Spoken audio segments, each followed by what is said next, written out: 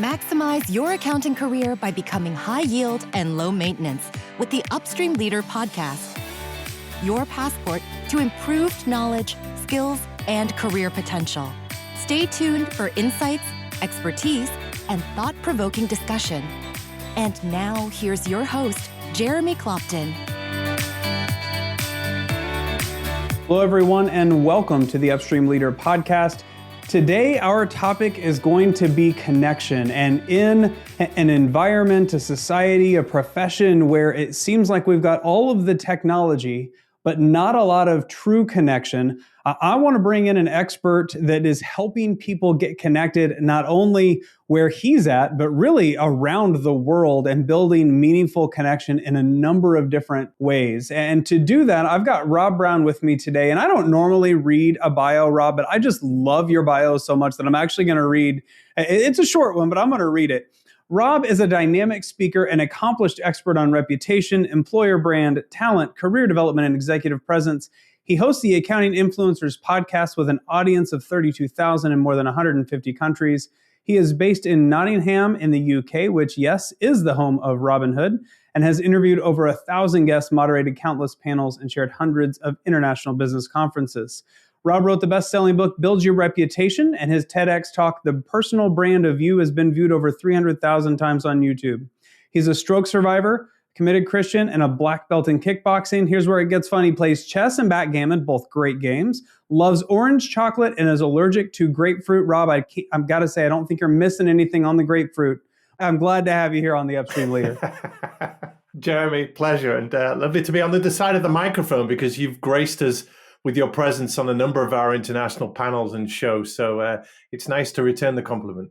Yeah, definitely. I'm glad to have you as the guest today and to be able to talk to you a little bit about connection, because that was actually how we originally were connected, was one of your virtual networking events that you host. But before we get there, I'm jumping ahead of myself.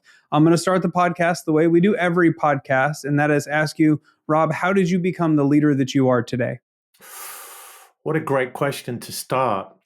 And it's one that probably should be asked of my peers because we are leaders in the eyes of those that behold us generally. But let me guide you through a quick whistle-stop tour of Rob Brown, former high school math teacher. So when you're in a classroom, you're a leader. I was trying to teach 16-year-olds algebra last lesson on a Friday afternoon. And if you can corral that kind of audience, then you're some kind of a leader. So that was fun. Did a few years in Hong Kong and a few years here in the UK teaching, but then found that there was other things out there for me. So I started my own training company and I fell into professional services insofar as the most technically gifted people in the world, bankers, accountants, lawyers, architects, surveyors, people like that. Technically brilliant, but socially inept, if I can be blunt. Mm-hmm. And I was teaching them how to sell themselves, how to grow their personal brand, how to build a reputation, how to stand out for what they do in the sea of sameness. So that was all going well, and I created some credibility there. And the zenith of that was writing this book, Build Your Reputation, with Wiley. And that idea of how do you stand out in a crowd of people just like you saying the same things. And did the TED Talk. Then I had a stroke, which was unplanned, a brain hemorrhage, and I lost some vision. I've got epilepsy now, so I take medication for that, and I cannot drive. But in all other respects, I'm still in the game. So that forced me to say no to a few things and recalibrate my life. And I took the decision to go all out for accountants. I had a big firm working with me at that time. I was doing some business development stuff for them, and they were very loyal. But I wasn't particularly established and well-known in accounting. So the next stage of my leadership journey was becoming well-known in that niche. So what I did was start a podcast to interview people. So I've essentially become the leader I am by talking to people that are leaders, people like you, on the coalface, the cutting edge, in the trenches. And I've become that reporter expert, that reporter leader who gains the consensus and asks everybody what's going on. So as you've been on many of my international panels, I bring people together to talk about key topics. We've got one coming up on the future of accounting. We've got 80 people taking part in 4-person panels from all over the world talking about what's coming up. I just did one on 5 questions. You were a part of that too. Mm-hmm. I asked 111 people the same 5 questions. And you get such a range of opinions and nuances and perspectives that makes you a leader. That makes you a thinker or a commentator, if you like. So I've developed expertise in that area of knowing what people are thinking and bringing them together and having that diversity of thought. It's nice actually to be on this show to talk about my own stuff, because I'm really interested in connection and talent and how people set themselves up in the world with career capital and things like that. So yeah, that's how I would say I've established my leadership credentials, is by listening to other people talk about what really works. Yeah, and it really is. You've become the leader you are through connection. You've connected with people one-on-one through your podcast. You've connected, one to many through the accounting influencer group. So it makes sense to me that connection and learning and that desire for continuous improvement would be what led you to where you are. So let's talk a little bit about, I want to start with the accounting influencers groups that you do and how you build connection, because I will be quite candid. The very first time I saw the invitation to a speed networking event, I'm not a networking event guy. I'm not the chamber mixer type of guy. Like, I'm not going to go out there and pass out business cards and all these things. But I was intrigued because the way you had it set up, I thought there's got to be something to this. I know the people that are going to this thing. There are a lot of people I don't know, but there are a lot of people that I know. So I've got to experience it. And I've got to say, Rob, it was spectacular. I mean, I made in a very short time a ton of great connections. What was the genesis for that? How did you determine that you could bring together an international audience and create meaningful connections 5 to 10 minutes at a time? Because that's remarkable. Well, thank you. I appreciate that. There's a lot goes on behind the scenes to make it as smooth as you saw. However, you said it at the top of the show, we are more connected than ever before, but perhaps more isolated, more lonely, more bereft. And back before the pandemic, we would have to go to conferences and mixers and networking events and things like that and press the flesh and shake hands and look in the whites of people's eyes and go to meetings. That's how we did business. That was old school ways of doing it. But the pandemic showed us that we can develop relationships remotely, but still, how intimate are those connections? And the answer is not very. I'm sure we'll talk more about culture, but one of the big drives of getting people back into the office is, how do we drive culture by having people remote? It's very, very difficult because you can't bind them and you don't have those corridor moments and those water cooler gatherings and let's make a cup of coffee in the kitchen here and talk about life. So the small time stuff isn't happening. What I conceive with the speed networking is, A, people want to meet other people. This is not a time to be isolated. B, people are curious.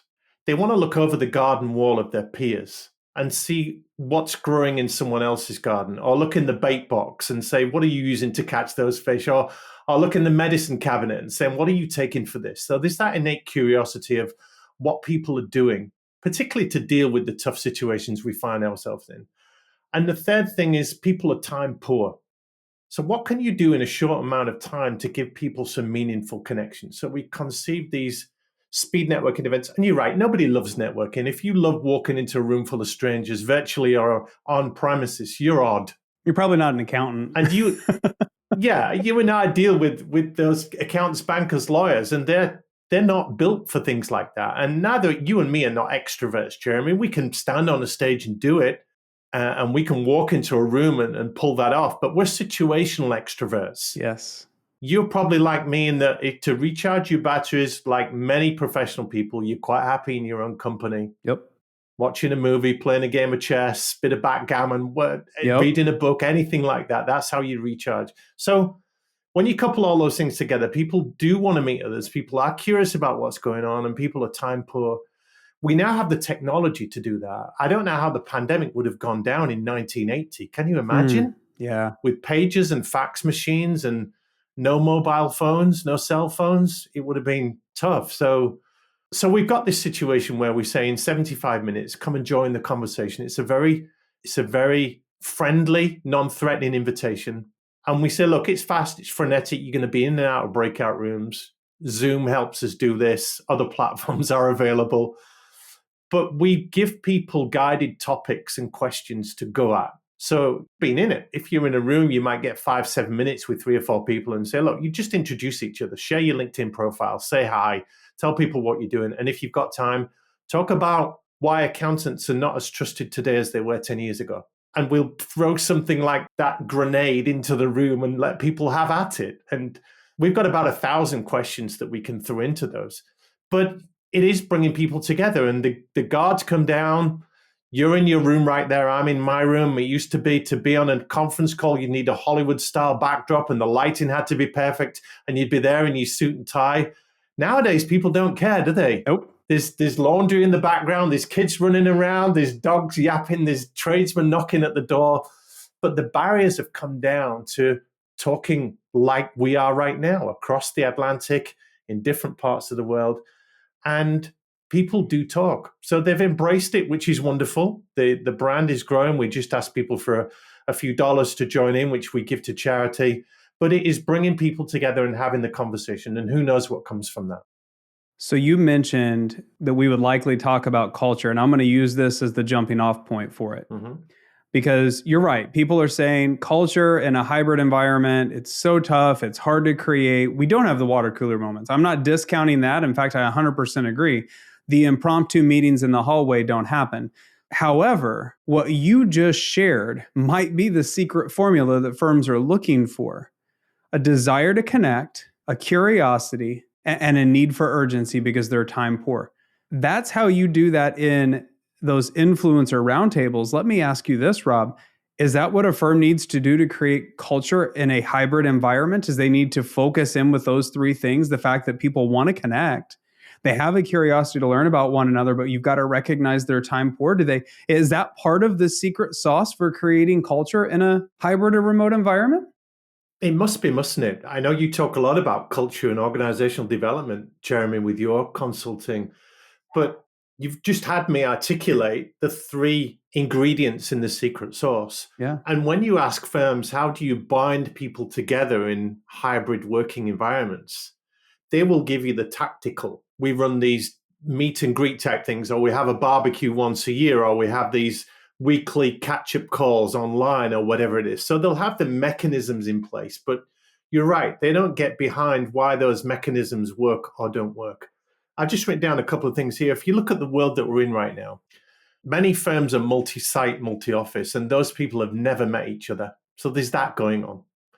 The second thing is firms are multi-firmed. And what I mean by that is the private equity money, all the M&A, the consolidation, the acquisition, firms are being slammed together. So there's not only different offices, but there's different firms and different cultures. You look at the culture for Coca-Cola, it's different to the culture at Pepsi or Panda Pops or whatever it is. So you're throwing these together and you're saying, right, you guys, get in that sandpit and play well together, play nicely. But they don't know what culture they're stepping into, and they don't know what more is and what's allowed and what isn't, and how you get on and who you talk to and who you avoid and all of those things, the politics of it all. So yeah, maybe the common threads are don't get isolated, stay connected, be curious and hungry, because that's career development in its essence. Is wanting to know more and learn more. Yeah. Build your network. And I love that quote by Harvey Mackay, who wrote Swim with the Sharks. He said, dig your well before you're thirsty. So that idea of lining your little black book, if you like, with people even before you need them. Don't be a stranger. Don't get isolated. And then that urgency of short, sharp, in, out. But it's swift, it's impactful, it's meaningful, it's structured, it's perhaps guided. It's not just go in there and have a chat. And thankfully, people are more comfortable in front of a webcam and a microphone now than they ever were. Even accounting types. Yeah. When you interview the partners, they're a little bit awkward, but they know they've got to do it and they've become accustomed to it. So yeah, it's all geared up for it. Let me just ask you real quick, what do you think of this movement trying to get people back to work under the auspices of generating culture and keeping people together?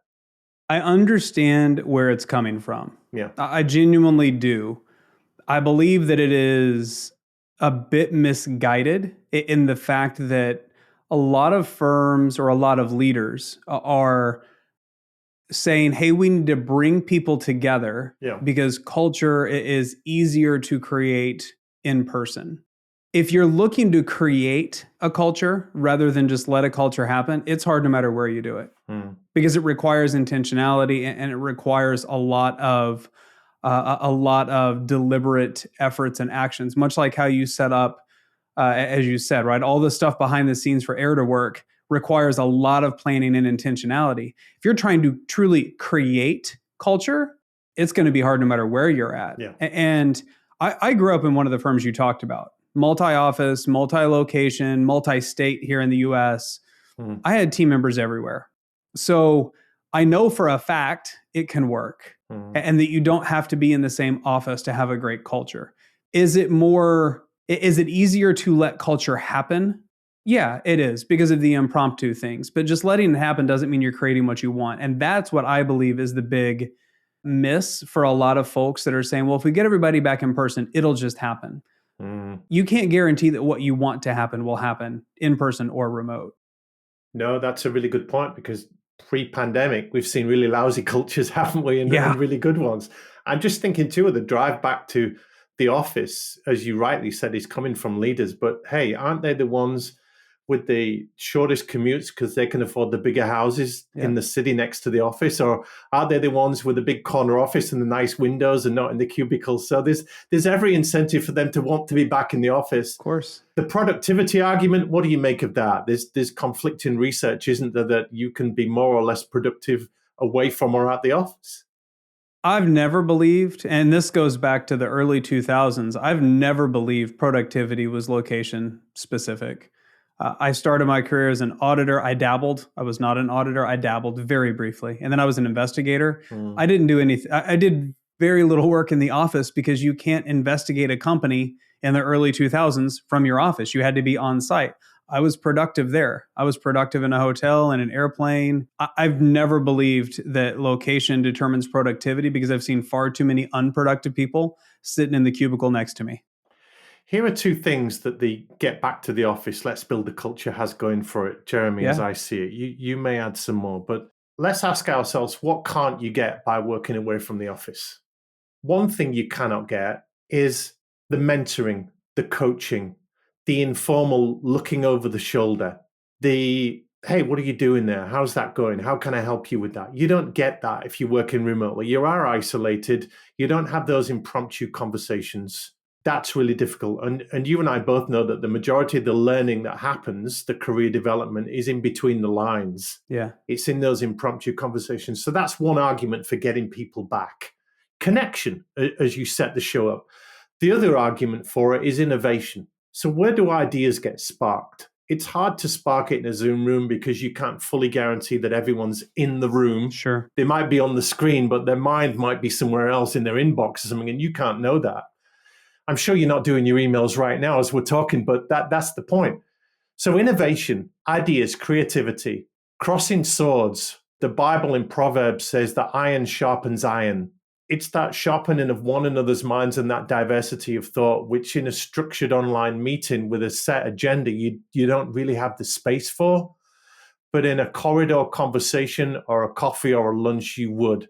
So the innovation argument and the mentoring coaching argument, they're the very building blocks of culture. They are. So we could talk about those. They are. My concern with that is we're making the arguments built on the assumption that people will take the time to do the things that you just talked about. That's fair. And if they don't take the time, it's not going to matter who is where. Secondarily, you and I are completely on different sides of the Atlantic right now. Yeah. Right? You're in the UK. I'm in the middle of the US. We could be very innovative if we had a specific purpose of meeting for innovation. True. Right? True. And there are a lot of multinational companies that are very innovative. And the innovation doesn't necessarily come because two people were in the same room, but that was more so that the company allowed for individuals to have time to be innovative. And I believe, again, it's that difference between, are we assuming that it will happen just because we're together? Or are we going to be intentional about making sure that it happens when we're together? And that intentionality is so important. I'm going to pose a question to you that's tangential but very related, if I may.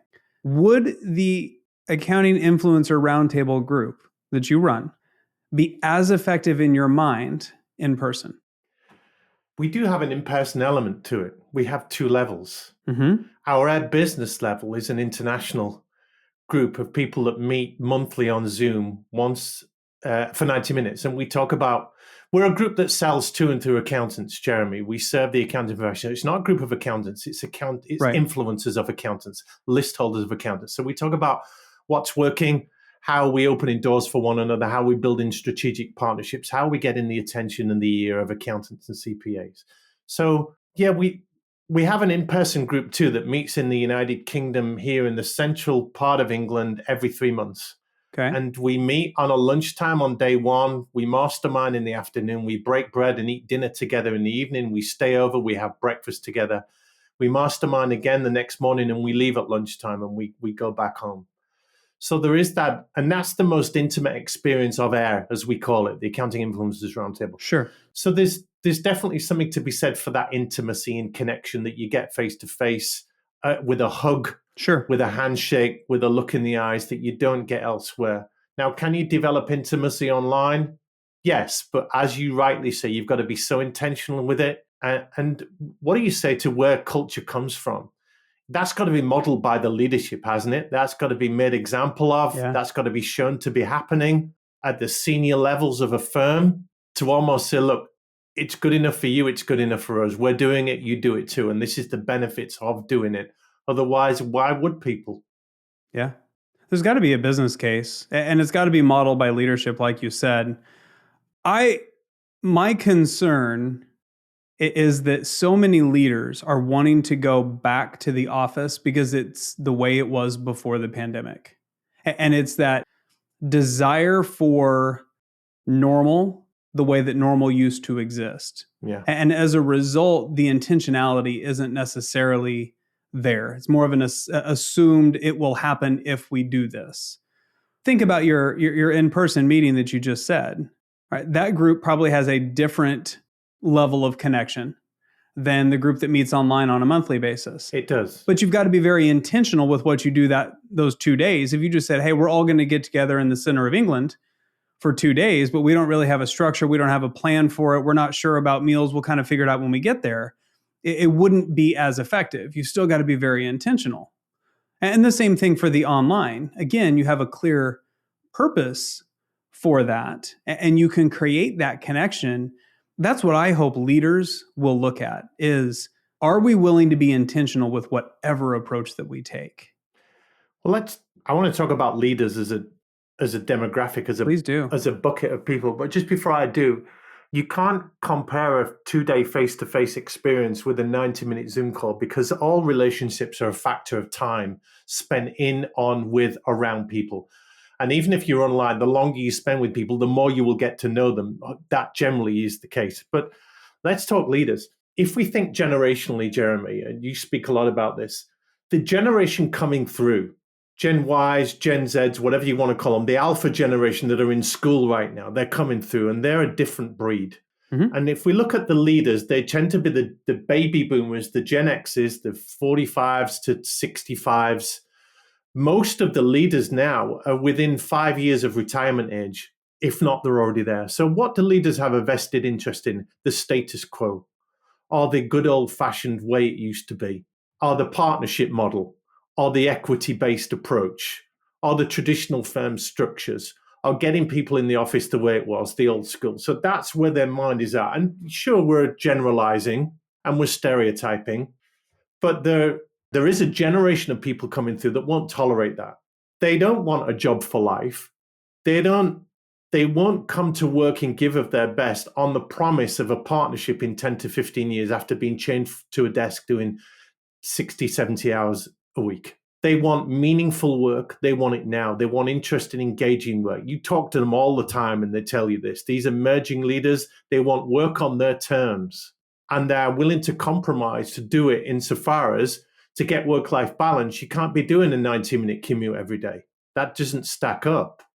So as these people come into the marketplace and move into leadership positions and take the place of the current leaders we've got in place that are trying to preserve the status quo and get people back in, you're going to have a great shift in what a modern firm looks like and the way that they work. And I'm sure in some of the progressive firms you deal with and you're advising, you're seeing that already. Yeah. Yeah. And the important part of that is approaching it through the lens of what's best for the business. Yes. Not what's my personal preference as a leader. And that's what differentiates. And even what's best for the client. Yeah, exactly. And that's right. Business is, it's got to be good for the people. It's got to be good for the client. It's got to make sense. It can't just be a personal preference. And what's interesting, Rob, is so many of the leaders that are nearing retirement, right? They're getting close. They want to preserve the status quo. If you talk to them, there are quite a few of them that would say, if I had another 15 years, I totally want to make that change. Wow. But I've got 3. Now I've got a few that are in that 5-year range that are like, I would rather have 15 years. Yeah. But I don't. I'm on the clock. But we've still got to make Yeah. the change. Right? I don't want to do it.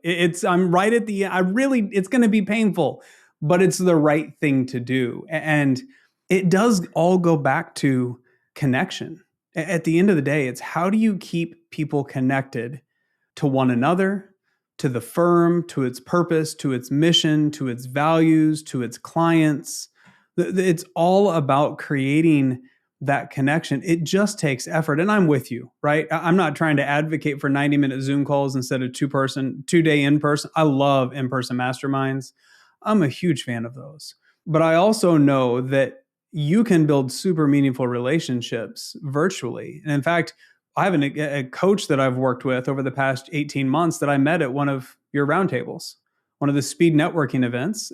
She's based in the UK, and we've worked together for the last 12 to 18 months. We've never met in person.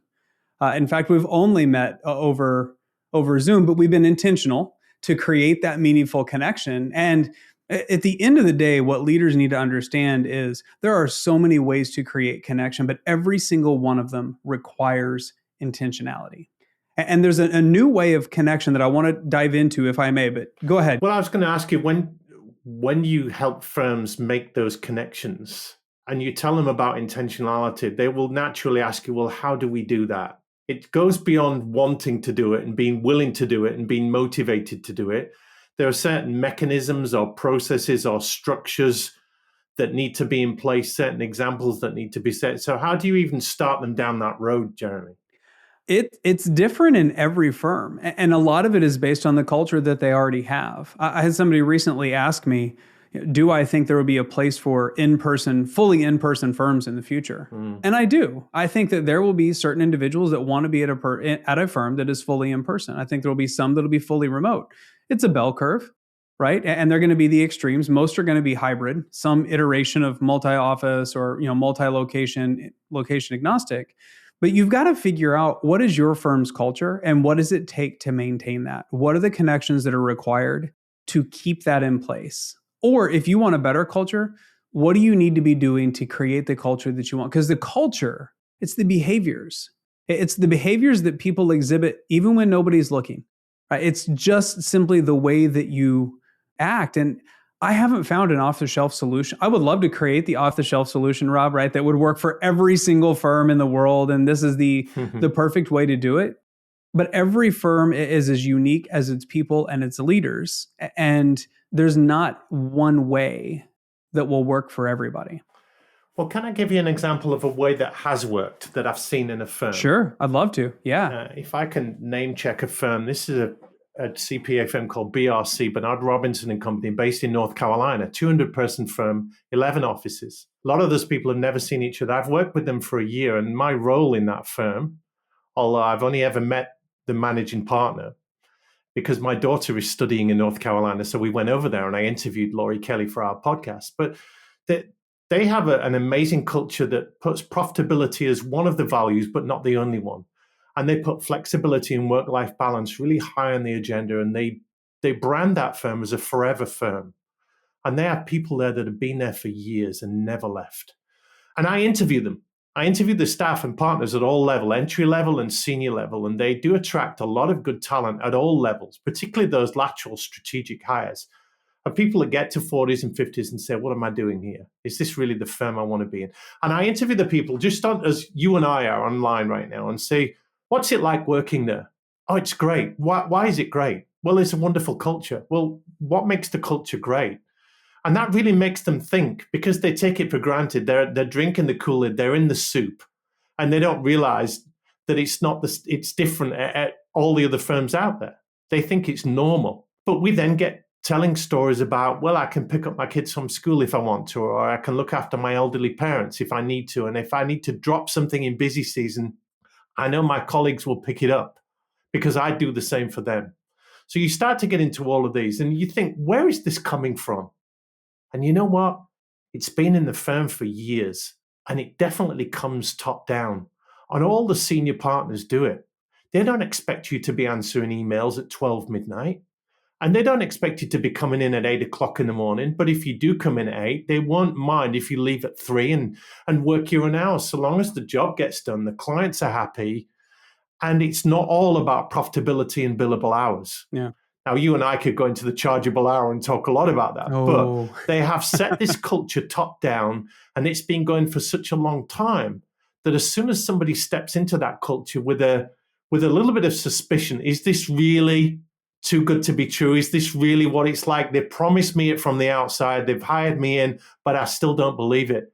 But within a few days, they know that it's for real. And when it's only by getting them talking about it and being ambassadors of their own employer brand that they can imbue that culture throughout the firm.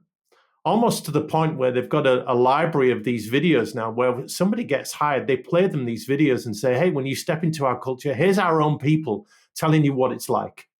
Here's our own people telling you how they manage their teams and what it's like working for them.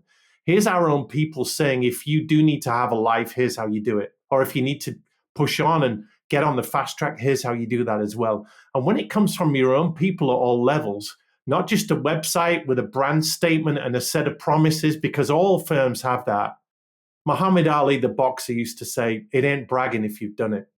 And this firm has their own people, not always comfortable, like we said earlier, getting in front of a camera, being interviewed by somebody, but they will come on camera and say, this is a great place to work because, and it's fun working here because, and I've stayed here because, and I've resisted the temptation and the lure of headhunters and recruitment firms to go somewhere else because.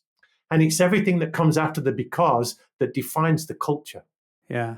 And those videos, going back to our theme of connection, it sounds like they're using those, and correct me if I'm wrong, they're using those videos to create asynchronous connection with new hires? It sounds like as one of the ways that they're using those is, hey, you're new, right? You're welcome, onboarding. Is that to create connection in an asynchronous way, which is kind of a new approach that a lot of firms aren't thinking about, right? We've talked about connection has to be in person or together virtually live. Now you're shifting to asynchronous. Is that fair? Well, asynchronous is the new way forward. It's got to be, hasn't it? If working hybrid and you're working on your timeline and your schedule, that definitely won't be mine because there's no such thing as a 9 to 5 now. You start early, finish early, and I start late and finish late. And I like weekends and you don't. And it's all different. So getting two people in the same room at the same time with the same energy and the same headspace is so difficult these days. So to your point, yes, it's welcome to the firm in an asynchronous way that they can pick up and immediately be imbued with the culture. But it's also for the people that have been there some time but still never met each other. But then they turn up for the annual barbecue, sure, or whatever it is, the one-day get-together, bring your families, and they can then say, hey, Jeremy, I already know you. I know we've never met, but I already know you because we've had some chats. So there's that familiarity. The barriers are down because they feel like that's the guy that does the CrossFit on the weekend, and he's the guy that does the cycling, and she's the woman that has her 3 dogs and 4 cats, and whatever it is. Yeah. And you build trust and glue like that when you can talk for 5-10 minutes to somebody about nothing to do with work.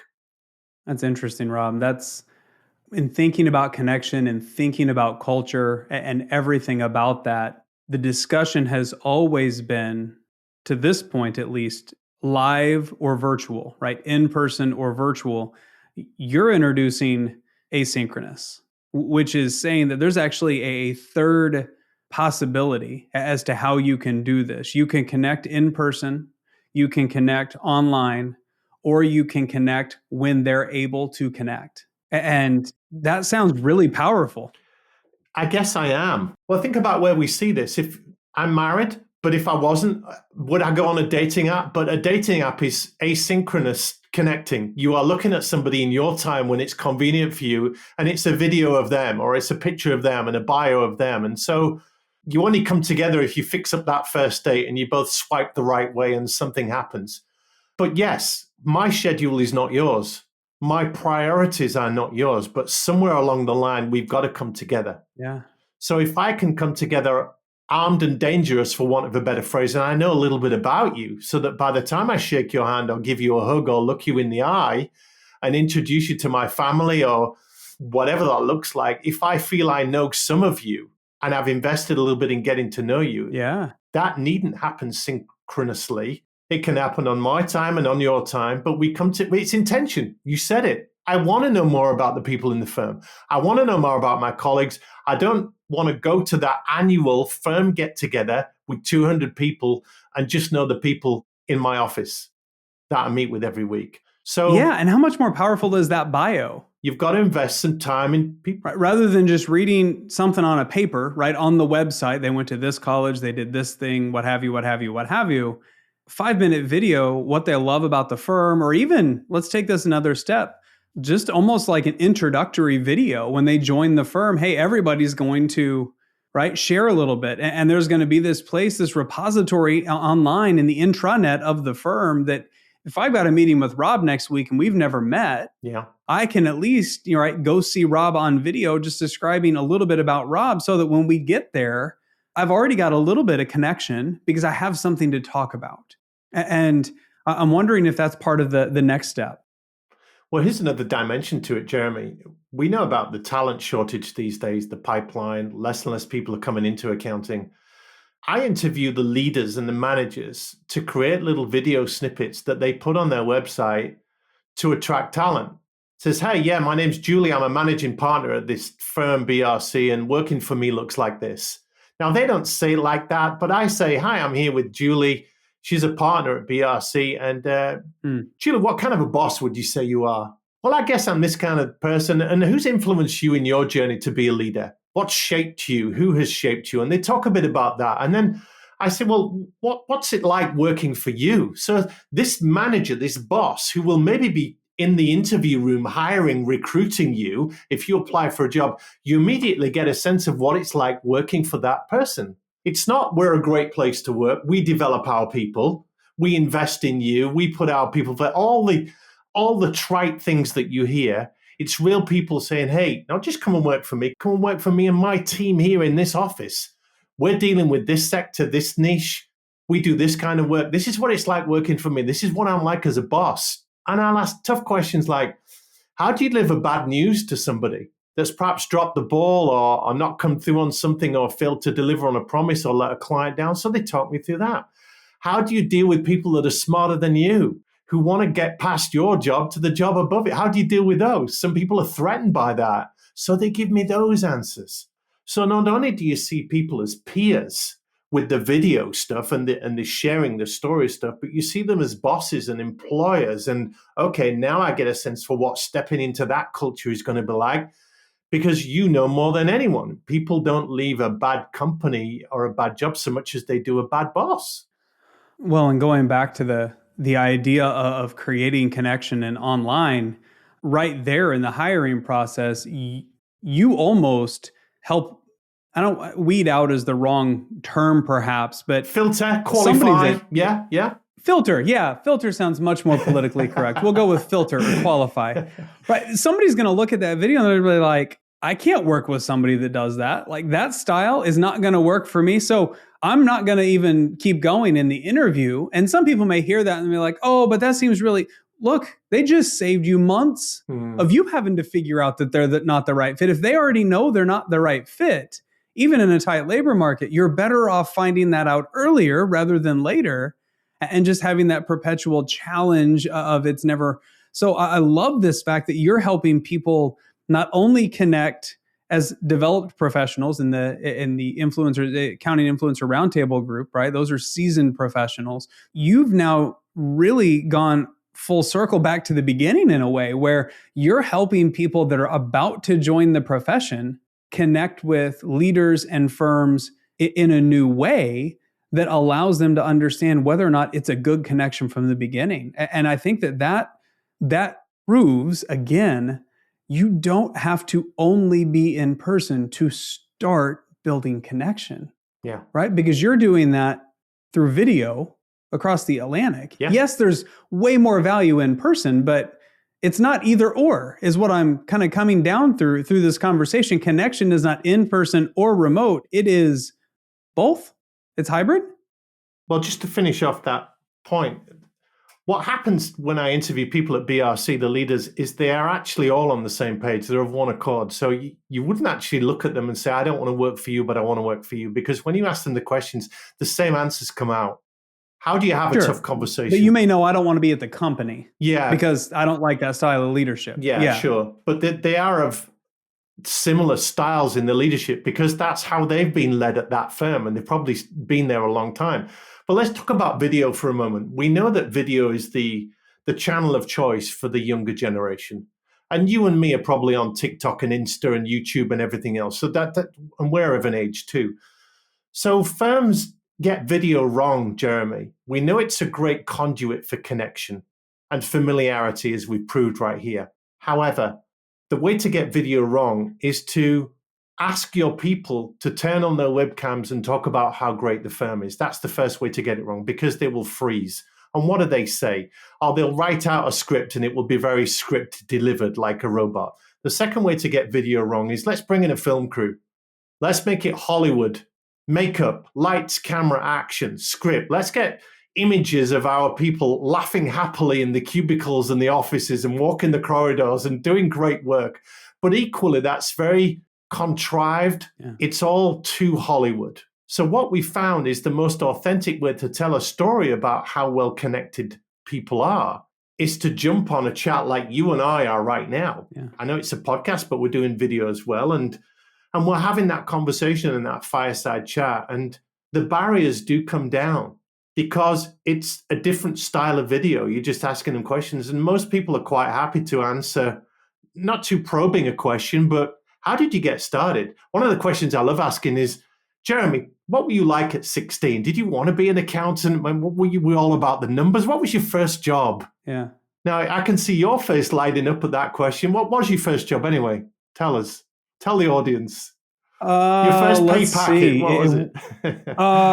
Would have been working in the office of my grandpa's construction company, probably.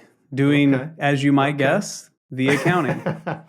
But you've got a smile on your face as you tell the story. You've got some memories. And taking people back to where it all began as a CPA, as an accountant, that's a great way to loosen tongues. Yeah. And that story, how did you get started? You asked me at the beginning, how did you become the leader that you are? Yeah. And everyone's got a story to tell, and it's a meandering tale of ups and downs and sideways glances and wrong moves and great triumphs and luck and everything else. And it's colorful, but it's people. And people are complex, emotional creatures. And if we are not intentional with them, then you just go through the motions, don't you? And I guess that's where we're coming to, isn't it, here? Yeah, it really is. And Rob, that is probably the best way to summarize our conversation here today. Is we're complex emotional creatures, and we've got to be intentional to create that connection. And there are so many ways to do it. We've explored a number of those ways throughout the discussion today, and all of them required purpose. You had to know why you were doing it and be intentional with that. Can I just add one more thing, Jeremy, just to finish this off? Please, Rob, please do. There's a missing element that we haven't really covered here that I've learned along the way, particularly after having my stroke, is that there's a certain amount of grace involved in intentionality. And what I mean by that is you're not revealing everything to me or people that you talk to, but everybody's contending with something. Mm-hmm. Everybody's got something going on. Everybody's got some issues. Nobody's got a perfect life. Very few people have perfect health or perfect family or everything else. We've all got something going on. So by grace, I mean yielding, being a little bit softer, cutting people some slack, because we don't know what's going on behind the eyes. We don't know what's going on when the camera turns off and you've got to get back to what you were doing. We don't know what people's inboxes are like, their voicemails, their family situation, their home situation. So in intentionally building connection with people, we must add the caveat to show some grace, some understanding, some empathy, to not be judgmental, and ultimately to be really grateful for what you have got. Because don't they say that your worst day at work is someone else's dream job?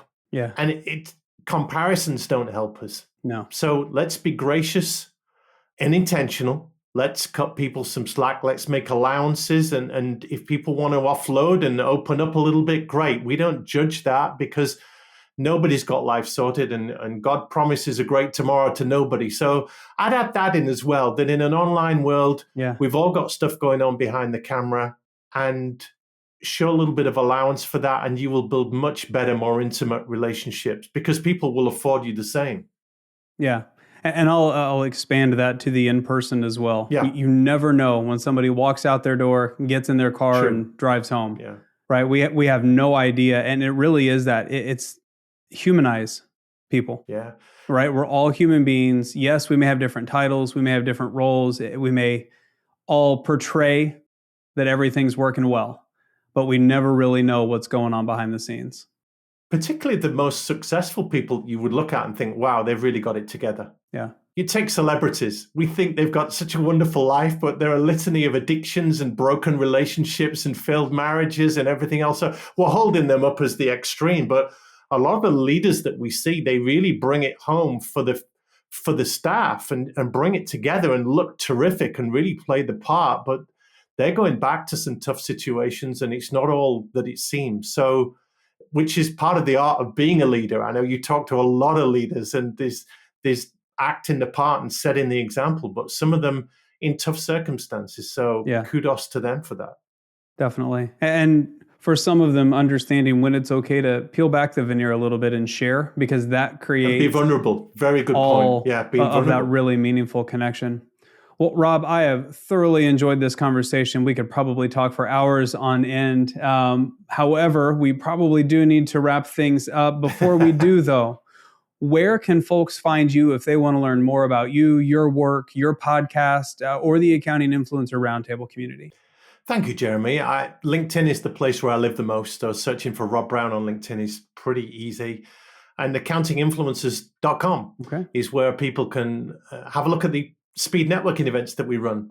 And they're for accountants and coaches, consultants, trainers, CPAs, bookkeepers, leaders, people lower down the food chain. But we say, come to the conversation and talk about accounting, and have that peer over the garden wall. So that's accountinginfluencers.com. And you are very welcome to join us for those. But yeah, it's been a really fun conversation. And what a wonderful theme is connection. Because if there's something we need in the world right now to bring everything together and overcome a lot of the challenges that we're facing, it's got to be that consensus, that harmony that comes from connection. So I've loved it. Yeah, definitely. A very, very powerful tool that we can all utilize, and arguably utilize a lot more of. Well, Rob, thank you so much for joining me on the Upstream Leader podcast. I look forward to talking to you again soon. Pleasure's been all mine. Thank you, Jeremy. Thanks for joining us on the Upstream Leader podcast. We hope today's episode has enriched your understanding of what it takes to become a high-performing leader in the accounting profession. If you'd like to hear more episodes, subscribe on your favorite podcasting app and visit our website, where you'll find full show notes and more. theupstreamleader.com.